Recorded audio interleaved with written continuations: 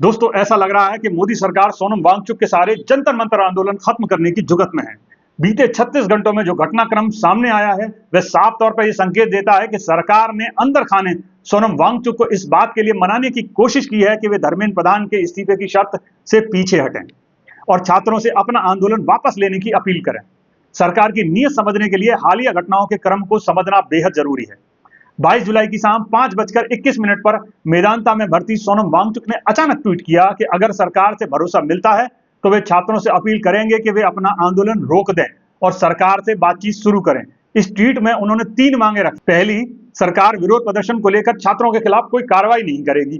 दूसरी, सरकार शिक्षा में सुधार और पेपर लीक रोकने के मुद्दे पर संसद में चर्चा करवाएगी और धर्मेंद्र प्रधान के इस्तीफे पर भी विचार करेगी। तीसरी, जिन नीट के बच्चों ने अपनी जान दे दी उनके परिवारों को मुआवजा दिया जाएगा। इन मांगों में खास बात यह थी कि सोनम वांगचुक ने धर्मेंद्र प्रधान जिनके इस्तीफे की मांग को लेकर यह आंदोलन शुरू हुआ था उसी मांग पर अपना रुख नरम कर लिया। उनके इस ट्वीट के बाद सरकार की गतिविधियां भी तेज हो गई। दरअसल स्थिति यह है कि सरकार के हाथ से भी समय तेजी से फिसलता जा रहा है।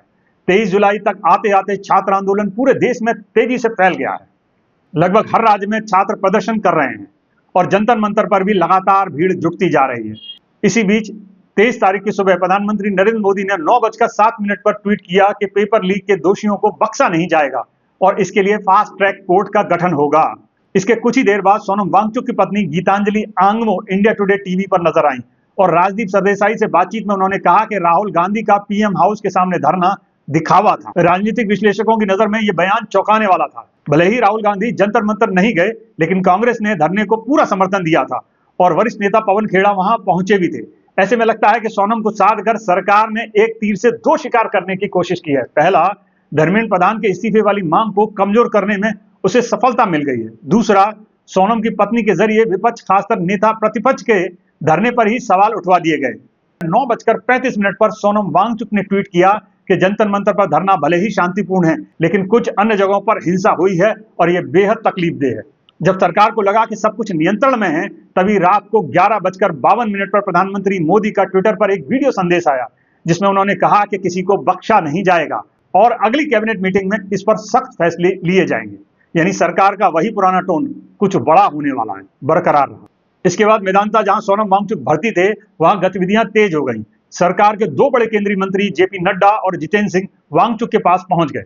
रात 1:21 पर सोनम वांगचुक के ट्विटर हैंडल से एक ट्वीट आया जिसमें उन्होंने लिखा कि केंद्रीय मंत्री श्री जेपी नड्डा, डॉक्टर जितेंद्र सिंह और लेह लद्दाख की एपेक्स बॉडी के वरिष्ठ नेताओं की मौजूदगी में उन्होंने आखिरकार 26 दिनों बाद अपना उपवास तोड़ दिया। उन्होंने यह भी लिखा कि निर्णय लंबी बातचीत, कई शर्तों पर सहमति और देश में संभावित हिंसा की आशंका को देखते हुए लिया गया। उनके इस ट्वीट से यह साफ नहीं था कि क्या सरकार धर्मेंद्र प्रधान के इस्तीफे की मांग पर मान गई है, जो इस पूरे विवाद की जड़ थी। लेकिन ट्वीट में उन्होंने संभावित हिंसा की आशंका जताई, जो कि गंभीर चिंता का विषय भी है। हालांकि जानकारों का मानना है कि हिंसा का हवाला देकर सोनम वांगचुक पर आंदोलन खत्म करने का दबाव लगातार बनाया जा रहा था।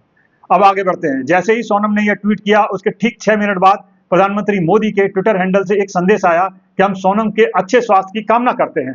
अब आप क्रोनोलॉजी समझ ही गए होंगे। सरकार ने किसी भी तरह सोनम वांगचुक को मना लिया, लेकिन बड़ा सवाल यह है कि क्या छात्र धर्मेंद्र प्रधान के इस्तीफे से कम पर मानेंगे? इसका जवाब सोनम के अनशन तोड़ने वाले ट्वीट के ठीक 5 मिनट बाद सीजेपी के फाउंडर अभिजीत दीपके के ट्वीट से मिल गया। रात 1:26 पर अभिजीत ने ट्वीट कर सोनम के अनशन खत्म करने पर खुशी जताई, लेकिन यह भी साफ किया कि आंदोलन जारी रहेगा और धर्मेंद्र प्रधान के इस्तीफे की मांग पर वो कायम है। यहीं से मामला सरकार के हाथ से निकलता हुआ नजर आ रहा है। दोस्तों, बीते कई दिनों से सोनम पर दबाव बना रही सरकार के लिए यह मुश्किल घड़ी है। सीजेपी के तेवर से लग रहा है कि बात सोनम से आगे निकल चुकी है। देश भर में युवाओं के बढ़ते प्रदर्शनों को देखते हुए लगता है कि धर्मेंद्र प्रधान के इस्तीफे के बिना छात्र शांत नहीं होंगे।